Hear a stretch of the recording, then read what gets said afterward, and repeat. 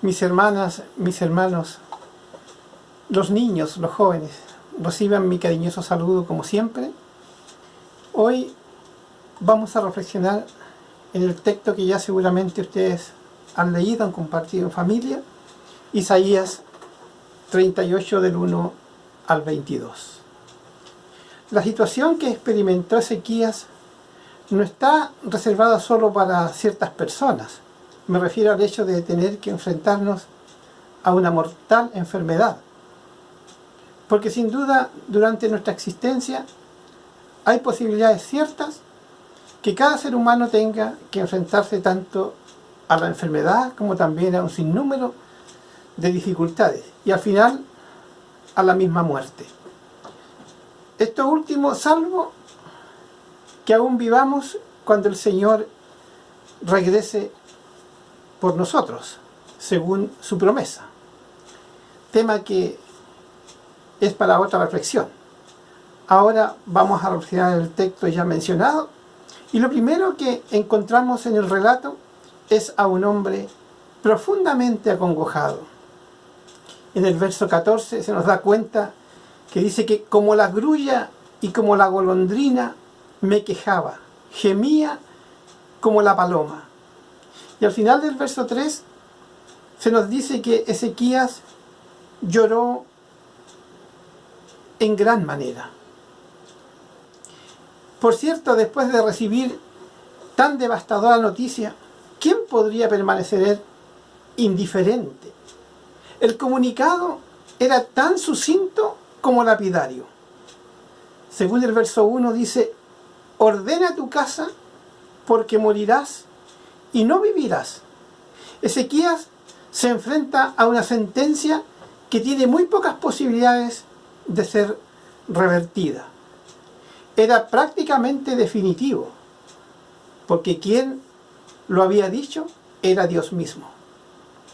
Es por eso que el profeta Isaías usa el ya conocido "así dice Jehová". Esta expresión le da carácter de infalible, y aquella aparente redundancia que encontramos, morirás y no vivirás, es para darle certeza que así ha de acontecer. Entonces, no sin razón estaba angustiado Ezequías. El no tener duda alguna de su pronta muerte debió generar en él un estado de angustia profundo. Sin embargo, al ser advertido de su muerte, tenía un propósito muy definido, el cual era que ordenara todo aquello que no estaba en regla. Con todo lo duro que haya resultado para este hombre el enterarse de su inminente muerte, aún así podemos advertir la misericordia de Dios, al permitirle la posibilidad de poner en orden su vida, sus bienes. Sin duda alguna que muy pocos quizás lleguen a contar con un aviso semejante, lo que nos debe llevar a estar siempre preparados y precavidos, llevando una vida armoniosa entre todos, particularmente entre las familias. Como también que a los nuestros queden lo menos complicado posible después de nuestra partida. Las herencias, las sucesiones, los bienes, los seguros, las deudas, todo aquello debe estar en orden. Eso es un buen consejo que encontramos, o una buena enseñanza que encontramos acá. Lo segundo que encontramos es a un hombre que cree en la oración y que confía en ella como un medio para conseguir la misericordia de Dios. Él se aferra a este medio de gracia para luchar por su posibilidad de seguir viviendo. Dice el texto: entonces volvió Ezequías su rostro a la pared e hizo oración a Jehová. Bueno, como cualquiera de nosotros, Ezequías ama la vida y se aferra a ella. Incluso apela a su trayectoria de vida intentando persuadir a Dios. Sea esto eficaz o no, al parecer él tenía mucho respaldo para hacer lo que estaba haciendo. Allí lo encontramos en el verso 3 eso. Él tiene la esperanza que Dios, en su infinita misericordia, le tome en cuenta los frutos de su fe. Cosa que me pregunto si alguno de nosotros se atrevería a invocar su testimonio de vida ante Dios como elemento de persuasión. ¿Tendríamos alguna posibilidad? No lo sé. Cada uno podrá reflexionar al respecto. Lo tercero que vemos es la misericordia de Dios. Vemos que el Señor Dios se compadece y atiende su oración y le promete que le ha de prolongar la vida.